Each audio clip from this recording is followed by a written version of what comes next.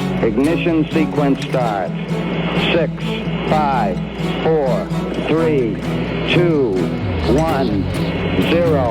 Liftoff. We have a liftoff.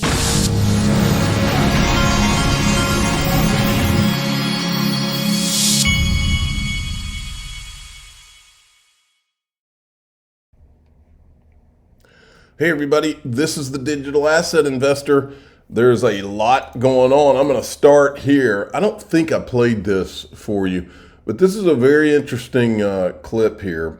It says it's coming. Pandemic, you kind of saw the writing on the wall and you went to your plan B. You moved from California to Hawaii. And we were speaking about the importance of having a plan B. So I'd love if you could just share some of that with our audience here. Yeah, I think, this is such an unusual time. At the beginning of 2020, it's traditional that everyone in our business gives a forecast for the decade, which of course is not easy right. to do, But I said, the best thing I can say, just read about the 1930s Great Depression, 10 years depression, okay? But it wasn't depression for 30 years. The stock market, yes, the stock market hit the skids, went down 80% to the low, but then it had a 50% rally in the Dow. So you could make money even on the long side during that time. Nothing goes in a straight line forever. Everything goes in cycles.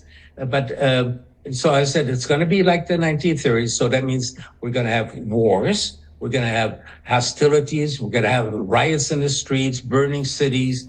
We're going to have droughts. We're going to have food shortages in some areas of the world, etc. So I outlined all these things and market crashes. And so it's all has come through, came all true in first 3 years. The last one of those items to come true was wars. We didn't have a war. And then Ukraine started. Okay? Then we had our war. And but now we're going to have more wars because our war machine needs the money. We're facing a period worse than the 1930s then. I think so. You also wrote in a former letter that the federal government is running its largest deficit as a percentage of GDP outside of World War II. You say another great achievement. Yeah, but that as a the debt as a percent of GDP, it's not really that important. They make too much of it. Because the government can print. Right. Print. They used to be printing. Now it's cyber money. No, that was all scary stuff, but there's always a silver lining is the way I always look at things. And so, yeah, there's a lot of scary stuff on the horizon, in my opinion. I've always believed that digital assets were literally created mostly by governments because they knew that this day would be coming. So, but it is important, and I've always said that for myself. These kind of things, you make sure that you are as much out of debt as possible, and you got plenty of cash to weather storms. But if you really want to be smart, I try to position myself so that I'm in a position to buy when the blood is in the streets. That's how I've always approached it. Now, the AMM is not going to pass this round. That doesn't mean it's not going to pass. It just means it's not going to pass this round. Here's David Schwartz talking about it. Perfect, Dennis. And yeah, David, we can hear you. Your mic is clear. Oh, good. I only have a couple minutes. I listened to the space, and Sure. Almost everything I wanted to say has already been said. I just want to say that overall, I'm proud of the community. I know that like from the outside, sometimes there's a saying that like people who like sausages and respect the law shouldn't watch either one being made, and we do this in public, like it's on Twitter, so everybody gets to watch the sausage being made, and sometimes it's not super pretty. And sometimes I have to, sometimes I'm like, I wish that didn't happen. But I mean, overall, the process is pretty good. Like everybody got to express their views. And I want to comment on that. I 1,000% agree. A lot of people get very bored by watching the sausage made. All this AMM talk to you and me, it might sound familiar and all, but when XRP and these markets this is how early we are. When this finally matures, the people that are really going to be in digital assets, they're not even going to know what that is. But the sophisticated people will, but not the average Joe, not the people that are going to come in that are going to make your 50-cent XRP worth $100. They're AMM. What's that? Things didn't always go the way that I thought was right, and that's good. I mean, imagine if the community always did whatever I said I wanted, or imagine if we had a secret cabal that just like decided on everything privately and then announced our results to the public. Like, that would be way worse. And would I like it? And by the way, you're seeing real time the fact that it's decentralized, the fact that people can go in and change their vote to a no is a good thing. It proves the whole point that Ripple's not running the whole show. Less acrimonious and more like absolute polite and respectful, maybe, but then there would be no passion. So, I just want to say, even though it has been contentious at times, and even though I know people have tempers have gotten a little heated in times, and I think, but everybody got to see everything, and so I just want to say that I'm just proud of the way it happened, and I honestly can't really think of a better way overall. And I just hope that there isn't real acrimony. I hope that there aren't people who are like, oh, those guys, man, why do they keep we're doing what you're doing. We're advocating for what we believe and what we're passionate about, and there is a tension. I think I can speak for everybody at Ripple when I say we would like the XRP ledger to evolve as quickly as possible and to add as many features as quickly as possible. But we would also like everything to be as safe as possible. We don't want to take any risks, right? We don't want anything to break, and we don't want to do anything that doesn't work well. And there's a tension between those, and reasonable people are going to disagree on how to get that balance.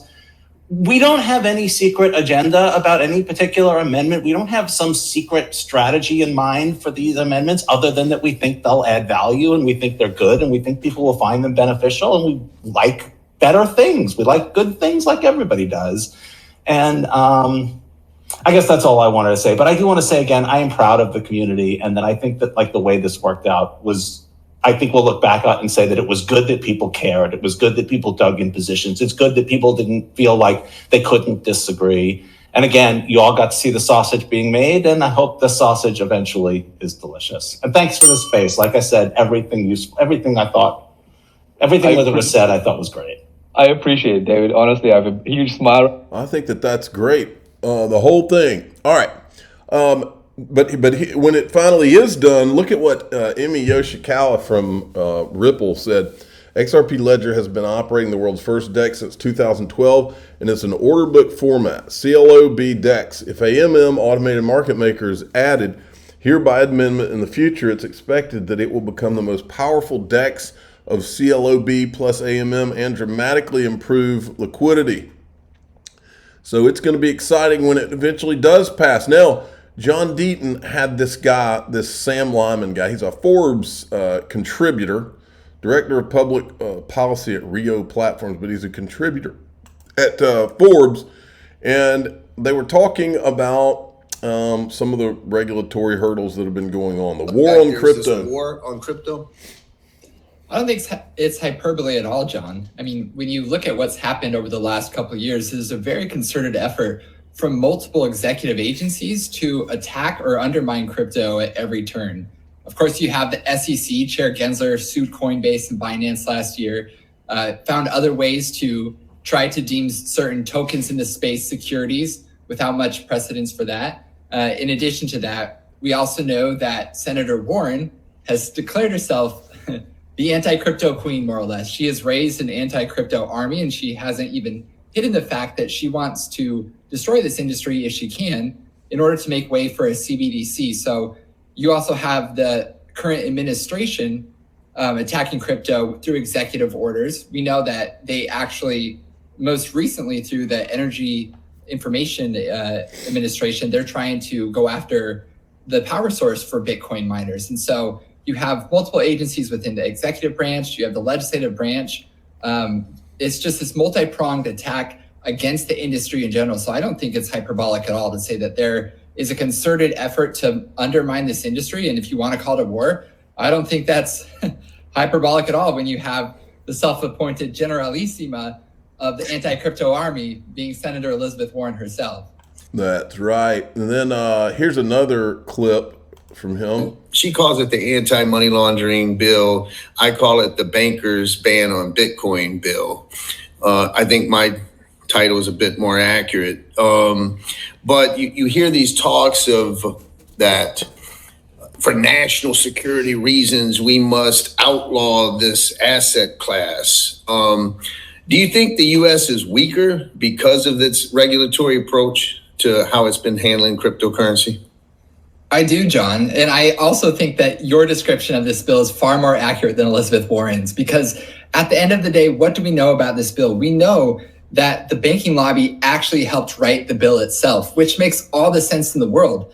Bankers, the legacy incumbents here in this situation, they recognize that crypto is a threat. Whether it's DeFi or Bitcoin, the promise of digital assets is that it allows individuals to be their own banks. Essentially, it removes the middleman from the equation. And who's the middleman? It's the banks. And so naturally, they'll do everything they can to build a regulatory moat around their industry. And funny enough, they found an ally in Senator Elizabeth Warren, who used to be the greatest enemy of the banks. Okay. And then, now check this out. Folks, make no mistake. And I saw Anthony Scaramucci, and he's like, we need to vote for Biden again because because we can't have Trump. And regardless of what you feel about Trump, we need to vote anybody in except for the current people that are in power. And the current people in power are Joe Biden, the Gary Genslers, anybody on the Gary Gensler, Elizabeth Warren, anybody in that camp cannot run this country, or you can kiss crypto goodbye, folks. And Obama is one of them. So listen to what he says. This is all they want to control all of this, folks. Look at this. The question we now have to ask. In fact, I wouldn't be surprised if he's the ultimate power behind Biden, like a president out in the wings who's not president but is actually making all the calls. Technologically, it is possible to make an impenetrable device or system where the encryption is so strong that there's no key, there's no door at all. What mechanisms do we have available to even do simple things like tax enforcement? Because if in fact you can't crack that at all, government can't get in, then everybody's walking around with a Swiss bank account in their pocket. Obama, did you hear what he just said? Government can't get in. In other words, he wants government to be able to get to you.